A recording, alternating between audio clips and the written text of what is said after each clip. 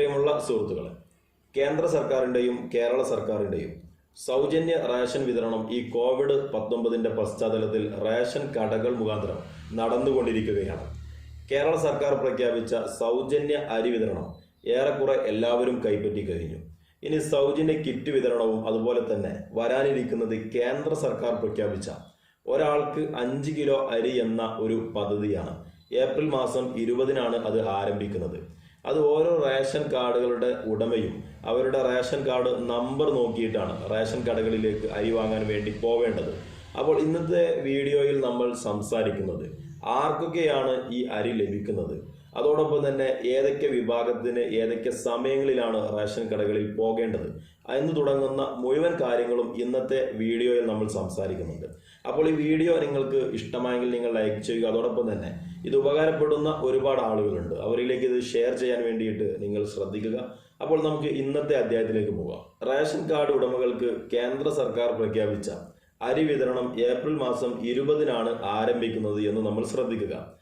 സംസ്ഥാനത്ത് കോവിഡ്-19 പശ്ചാത്തലത്തിൽ കേന്ദ്ര സർക്കാരിന്റെ പ്രധാനമന്ത്രി ഗരീബ് കല്യാൺ അന്ന യോജന എന്ന പദ്ധതി പ്രകാരമാണ് മഞ്ഞ കാർഡ് ഉടമകൾക്കുള്ള സൗജന്യ റേഷൻ വിതരണം ഏപ്രിൽ 20-ന് ആരംഭിക്കും. പദ്ധതി പ്രകാരം ഒരു കാർഡിലെ ഒരു അംഗത്തിന് 5 കിലോ അരി വിതരണം ചെയ്യുമെന്നുള്ളതാണ് അറിയിച്ചിരിക്കുന്നത്. അങ്ങനെയാണെങ്കിൽ 4 മെമ്പർമാരുള്ള ഒരു റേഷൻ കാർഡിലെ ഉടമക്ക് 20 കിലോ അരിയാണ് സൗജന്യമായിട്ട് ലഭിക്കാൻ പോകുന്നത്. കേന്ദ്ര സർക്കാർ അനുവദിച്ച മഞ്ഞ കാർഡ് വിഭാഗത്തിലുള്ളവർക്ക് സൗജന്യ അരിയുടെ വിതരണം ഏപ്രിൽ 20-21 തീയതികളിൽ റേഷൻ കടകളിലൂടെയാണ് നടക്കുന്നത്.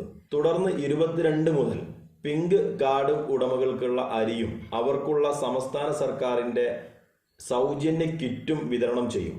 ഏപ്രിൽ 30 വരെ ഇത്തരത്തിൽ സൗജന്യ അരി വിതരണവും സൗജന്യ കിറ്റ് വിതരണവും നടക്കുമെന്നുള്ളതാണ് പറഞ്ഞിരിക്കുന്നത്. സംസ്ഥാന സർക്കാർ 17 ഇനങ്ങളടങ്ങിയ പലവ്യഞ്ജന കിറ്റുകളുടെ 2ാം ഘട്ട വിതരണമാണ് ഏപ്രിൽ 22-ന് ഈ സൗജന്യ അരിയുടെ വിതരണത്തിന്റെ കൂടെ പിങ്ക് റേഷൻ കാർഡ് ഉടമകൾക്ക് നൽകി വരാൻ തീരുമാനിച്ചിരിക്കുന്നത്. അപ്പോൾ 20-21 തീയതികളിൽ മഞ്ഞ കാർഡ് ഉടമകൾക്ക് കേന്ദ്ര സർക്കാർ പറഞ്ഞ സൗജന്യ റേഷൻ വിതരണമാണ് നടക്കുന്നത്. 22 മുതലാണ് പിങ്ക് കളർ റേഷൻ കാർഡ് ഉടമകൾക്ക് കേരള സർക്കാരിൻ്റെ സൗജന്യ കിറ്റ് വിതരണവും അതോടൊപ്പം തന്നെ കേന്ദ്ര സർക്കാരിൻ്റെ സൗജന്യ അരി വിതരണവും നടക്കുന്നത്. അതുകൊണ്ട് തന്നെ വലിയ തിരക്കാണ് റേഷൻ കടകളിൽ പ്രതീക്ഷിക്കുന്നത്. സംസ്ഥാന സർക്കാർ അവസാന നമ്പർ നോക്കിയിട്ട് ഓരോ റേഷൻ കാർഡ് ഉടമകൾക്കും ഓരോ ദിവസങ്ങൾ ക്രമീകരിച്ചിട്ടുണ്ട്. ഇനി നമ്മൾ സംസാരിക്കുന്നത് അതിനെക്കുറിച്ചാണ്. എങ്ങനെയാണ് റേഷൻ കാർഡ് ഉടമകൾ, പിങ്ക് റേഷൻ കാർഡ് ഉടമകൾ റേഷൻ കടകളിലേക്ക് എത്തിച്ചേരേണ്ട ദിവസത്തെക്കുറിച്ചാണ് ഇനി പറയുന്നത്.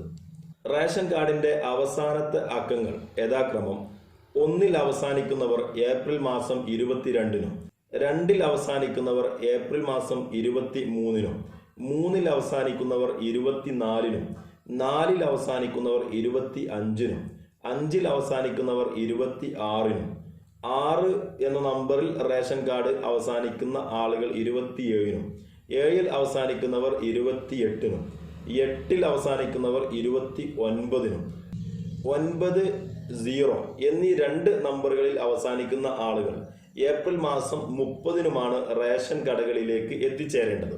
ഇനി മറ്റൊരു പ്രധാനപ്പെട്ട കാര്യമെന്ന് പറയുന്നത്, നിങ്ങളുടെ സുഹൃത്തുക്കളിലേക്ക് നിങ്ങൾ അറിയുന്ന പ്രശ്നങ്ങൾ അഭിമുഖീകരിക്കുന്നുണ്ടെങ്കിൽ അവരോട് നിങ്ങൾ ഇത് സംസാരിക്കണം. കാരണം ലോക്ക്ഡൗൺ സാഹചര്യത്തിൽ സ്വന്തം റേഷൻ കാർഡ് രജിസ്റ്റർ ചെയ്ത കടയിൽ നിന്ന് കിറ്റ് വാങ്ങാൻ, സൗജന്യ കിറ്റ് വാങ്ങാൻ സാധിക്കാത്ത ആളുകൾക്ക് ഒരു പോർട്ടബിലിറ്റി സംവിധാനം വഴി ഒരു അപേക്ഷ നൽകി അവർ താമസിക്കുന്ന സ്ഥലത്തെ സമീപത്തുള്ള റേഷൻ കടയിൽ നിന്ന് വാർഡ് മെമ്പർ സാക്ഷ്യപ്പെടുത്തിയ സത്യവാങ്മൂലം നൽകിയാൽ അവർക്ക് ഇത്തരത്തിലുള്ള സൗജന്യ കിറ്റ് ലഭിക്കുമെന്ന് നമ്മൾ ഈ വീഡിയോയിൽ പറഞ്ഞിരുന്നു. കുറച്ചു മുമ്പ് അപ്ലോഡ് ചെയ്ത വീഡിയോയിൽ പറഞ്ഞിരുന്നു.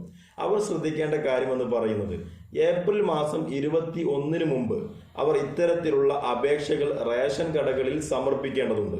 എങ്കിൽ മാത്രമാണ് അവർക്കുള്ള കിറ്റുകൾ 22-ന് ശേഷം റേഷൻ കടകളിലേക്ക് എത്തിച്ചേരുകയുള്ളൂ എന്നുള്ള ഒരു കൃത്യമായ ഒരു നിർദ്ദേശം അവർ നൽകിയിട്ടുണ്ട്. ഇനി ഈ പറയുന്ന കാര്യങ്ങളൊക്കെ ഒരുപക്ഷെ റേഷൻ കടകളിൽ എത്തുമ്പോൾ അവർ അനുവദിക്കുന്നില്ല എങ്കിൽ ഞാൻ ഇതിന്റെ തൊട്ട് താഴെ ഒരു ലിങ്ക് കൊടുക്കുന്നുണ്ട്.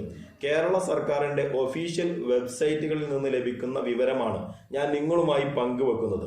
അതുകൊണ്ട് തന്നെ ഈ ലിങ്ക് ഓപ്പൺ ചെയ്ത് ഇത്തരത്തിൽ അനുവദിക്കാത്ത ആളുകൾക്ക് നിങ്ങൾക്ക് കാണിച്ചു കൊടുക്കുകയാണെങ്കിൽ സർക്കാരിന്റെ തീരുമാനമാണ് എന്ന് തന്നെ അവരെ ബോധ്യപ്പെടുത്താൻ സാധിക്കും. അപ്പോൾ പ്രിയമുള്ളവരെ, മറ്റൊരു അധ്യായവുമായി വീണ്ടും കാണാം. അതുവരേക്ക് എല്ലാവർക്കും നമസ്കാരം.